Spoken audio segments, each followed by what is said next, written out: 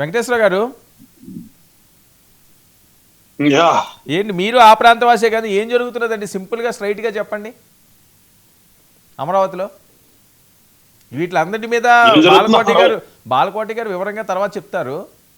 ముందు మీరు చెప్తే ఆయన అందులో ఉన్నాయని కదా, ఆ ప్రాంతంలో తిరిగిన ఆయన, దాని మీద బాగా గ్రిప్ ఉన్న ఆయన. చెప్పండి వెంకటేశ్వర గారు. యా అందరికి నమస్కారం. అమరావతిలో ఏం జరుగుతుందంటే అమరావతిలో నిర్మాణం జరుగుతుంది. అమరావతి నిర్మాణం ఒక మాటలో మీరు అడిగారు కదా, ఒక మాటలో అమరావతి నిర్మాణం జరుగుతుంది బ్రహ్మాండంగా. దాదాపు ఏ ప్యాకేజ్ ఆ ప్యాకేజ్ ఎవరికి ఇచ్చిన వాళ్ళు పనులు చేస్తున్నా ఉన్నారు. అందరూ తెలిసిన వాళ్ళమే కదా, అందరూ పండితులమే. ఇది సామెత చెప్తారు, సామెతలుగా అందరూ వైష్ణవులే, అదేదో కనపడలేదంట. అందరూ పండితులమే, కానీ మిస్ అవుతున్నాం. ఏదో మాట్లాడాలా నిర్మాణాలు జరిగేటప్పుడు వర్షాలు వచ్చినప్పుడు ఆపుతాం కదా. మారాలి సింపుల్ గా మన ఇల్లు 100 గజాల్లో కట్టుకునే ఇల్లుకే వర్షం వచ్చి ఆగదా? సిమెంట్ దొరకపోతే ఆపుకోమా? అదే పక్కన ఏదైనా వచ్చేసి ఏదైనా అబ్జెక్షన్ చేస్తే నా దాంట్లోకి వస్తాను ఆపమా?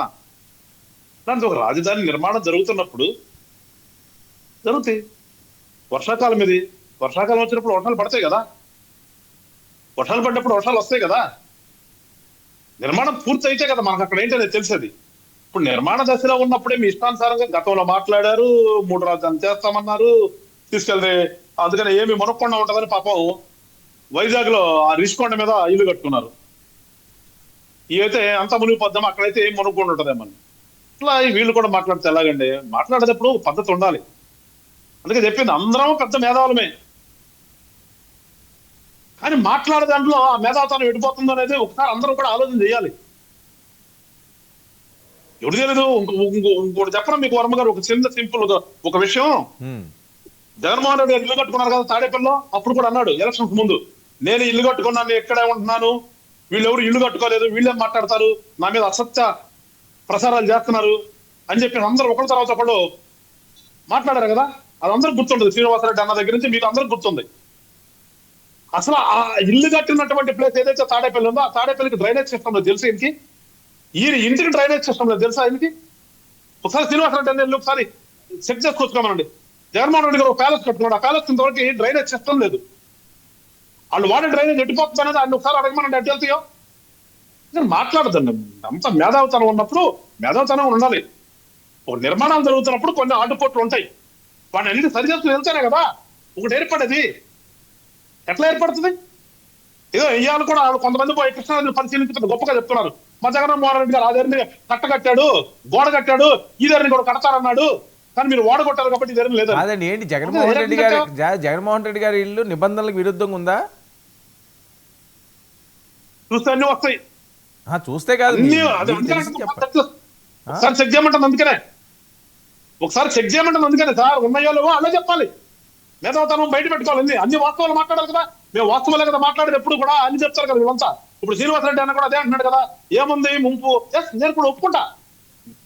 నిర్మాణం జరుగుతుంది, నిర్మాణం జరిగేటప్పుడు మీరు ఇష్టపడినట్టు తనిఖీ మాట్లాడతారు. ఆ విగ్రహత మీ వాళ్ళకు ఉండాలి కదా, ఆ విగ్రహత మీలో లోపిస్తుంది కదమ్మా. మీ నాయకులు అక్కడ పోయి ఫోటోలు తీసి ఏదో పిచ్చి పిచ్చి మాట్లాడేందుకు? నీకులాగా వాళ్ళు కూడా మాట్లాడమను. నిర్మాణం జరుగుతున్నప్పుడు ఎందుకురా బాబు, తర్వాత కదా మనం మాట్లాడుతుందని.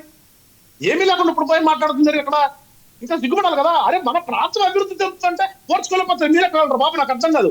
ఏ వైజాగ్ మాట్లాడండి ఒక రకం, గుంటూరు జిల్లాలో పుట్టేటువంటి మీరెళ్ళి అక్కడికి వెళ్ళి ఇది ఇక్కడ అభివృద్ధి వద్దు మాకు మీరు మాట్లాడుతుంటే, అరే ఎక్కడ పెట్టుకుంటాం మన తలకాయలు? ఇదేనా మనం? దీనికోసం మనకు రాజకీయాలు? ఇది కాదు కదా నేను కోరుకునేది. మన ప్రాంతాన్ని అభివృద్ధి చేస్తున్నారు కదా ఎవరో, మీరు చేస్తారా వాళ్ళు చేస్తారు, ఎవరో చేయడం ఉండే. మీరు పోయి అక్కడికి వెళ్ళి తందనాలు ఫోటోలు ఏంది ఇది? విపరీతమైన వర్షాలు పడతాయి. ఇవాళ వర్షాలు పడినప్పుడు వర్షాలు వస్తాయి, అది నిర్మాణం పూర్తి అయితే కదా అక్కడ ఎట్లా ఉండేది తెలిసేది. అది ఒక పర్రప్పుడు, ఆ పర్రలో అది సింపుల్ అన్ని వర్మ గారు సింపుల్. ఒక చిన్న విషయం చెప్తాను. మనం కల్టివేట్ చేస్తున్నటువంటి భూముల్లో మనం ఏమి పంట అయినప్పుడు వర్షం వస్తే అది ఒక సముద్రంలో కనిపిస్తుంది మనకి. అదే అక్కడ పంట ఉన్నప్పుడు పైరు పెరిగి ఉన్నప్పుడు ఆ వర్షం వచ్చినా మన పైరు కనిపిస్తుంది, అక్కడ ఆ వర్షంలో కనిపిస్తుంది. అది సింపుల్ కదా అది. ఇప్పుడు అక్కడ ఉన్నటువంటి పరిస్థితి అంటే అది ఇంత ఒక పరగా ఉన్నప్పుడు నిర్మాణాలు జరుగుతున్నప్పుడు పడితే అది కనిపిస్తుంది. ఆగండి, 2 సంవత్సరాలు మీరు 2 సంవత్సరాల తర్వాత మాట్లాడుతున్నారు కానీ ఓకే కాదు, ఎందుకు నానా యాగ ఎందుకు అంటారు అన్నది. కాదు ఇప్పుడు బీటెక్ రవి గారి సవాళ్ళు ఏంటి? ఏదో ఉట్టికి ఎరగలేనమ్మ ఆకాశానికి ఎక్కినట్లుగా అన్నట్టుగా ఆయన సామెత చెప్తున్నారు శ్రీనివాస్ రెడ్డి గారు. ఏదో సామెతలు ఇప్పుడు ఆనంద్ సాగర్ గారు సామెతలు చెప్పాడని శ్రీనివాస్ రెడ్డి అని కూడా సామెతలు చెప్తున్నాడు. అంత మించి ఏముంది? ఉట్టికేకలేదా ఎగిగాడు కదా. ఇప్పుడు గెలిచాం కదా, మీరు కూడా ఏమంటారు? ఎలక్షన్ గెలిపే ముఖ్యం. గెలిచిన దాని గురించి ఓడిపోయినాడు ఏదో మాట్లాడతారు. అట్లాగే ఇప్పుడు మేము అన్నప్పుడు, అప్పుడు మీరు గెలిచినప్పుడు అన్న మాటలు ఇవాళ మీరు కూడా ఒకసారి గుర్తు తెచ్చుకోండి అబ్బా. గతంలో మీరు ఎట్లా చేశారు? మీరు అధికారం ఉన్నప్పుడు లేదంటే ఇప్పుడు మీరు ఏంటి పరిస్థితి ఒకసారి బేరీ చేసుకోవాలి కదా. కానీ ఇవాళ మేము ప్రజాస్వామ్యంగా చేశాం. అక్కడ మీరు ఎంతవరకు యునానిమస్ కదా, ఎలక్షన్ లేదంట. దాని గురించి మాట్లాడదాం. ఎలక్షన్ ఎట్లా జరిగిందనే దానికంటే కూడా ఇంతకు ముందు మీరు ఉన్నప్పుడు ఎప్పుడు కూడా అక్కడ యునానిమస్. ఇవాళ ఎలక్షన్ జరుగుతుంది. ఎలక్షన్ జరిగిందని మీరు స్వాగతించండి. అక్కడ వాళ్ళు నిర్ణయించారా లేదా అనేది అక్కడ ఎలక్షన్ కమిషన్ ఉంది కదా, ఎలక్షన్ కమిషన్ చూస్తుంది కదా. ఇవన్నీ వదిలిపెట్టేసేసి మనం గెలిస్తేనేమో స్వచ్ఛంగా గెలిచామో ప్రజాస్వామ్యంగా, మనం వాడిపోతేనేమో అవతల మన మీద దాడి చేశాడు. ఇదా ఇదే మాట మీరు పులివెందులు గతంలో ఇదే పులివెందులే. ఇది ఇక్కడ కుప్పలు ఏం చేస్తారు సార్? మీరు అధికారం ఉన్నందుకు కుప్పలు ఏం చేశారు? లేదంటే అన్ని చోట్ల ఎక్కడెందుకు మన జిల్లా శ్రీనివాసరెడ్డి గారు ఉన్నారు కదా. ఇప్పుడు మా జిల్లాకు సంబంధించిన వ్యక్తే వైఎస్ఆర్ పార్టీ తరఫున ఉన్నాడు. అలా మన జిల్లాలో ఏం చేశారు చెప్పారు? నామినేషన్ ఏమి ఇచ్చారా? నామినేషన్ ఇస్తున్నాయి. అక్కడికి వెళ్తుంటే ఎవరిని ఇచ్చారు? వాడిని గేట్ దగ్గర పోలీసులు తాపారు కదా, సించేశారు కదా. ఎవడన్నా ఎట్టించారు? దూకొస్తే వాళ్ళని కొట్టుకుంటూ తీసుకెళ్లారు కదా. ఆ వాస్తవం అది ఇదంతా. ఓకే, ఏం మాట్లాడతారు మీరు? వచ్చే ఉండేవాళ్ళ రైట్. ఓకే ఓకే మీరు చేస్తే ఒకటన్నారు అంటాడు. ఓకే ఓకే ఓకే నేను చేస్తాను దీనికోసం మీరు చేస్తానన్నారు. అట్లా ఉంటుంది నేను చెప్పే మాటలు. ఓకే బాలకోటి గారు ఇవాళ ఆయన ఏమంటాడు? పదే ఏం మాట్లాడుతున్నారు? మీరు రిగ్గింగ్ చేశారంటున్నారు కాబట్టి వాళ్ళ బీటెక్ రవి గారు బయటకు వచ్చి అన్నాడు, మేము రిగ్గింగ్ చేశారు మీరు గొడవ పెడతారు కాబట్టి మళ్ళీ నేను రిజైన్ చేస్తాను. మీరు కూడా రిజైన్ చేస్తారా అండి? అంటే ఎట్లా మీకున్న అలవాటే కదా ఇది. గతంలో కూడా చేస్తున్నారు కదా, ఇప్పుడు కూడా చేయండి మరి. రైట్. ఓకే 11 సీట్లతో నన్ను పెట్టారు, అసెంబ్లీకి రావట్లేదు, గొడవ చేస్తారు, మళ్ళీ నన్ను గెలిపిస్తారు వెళ్తానని చెప్పి రాండి పోనీ.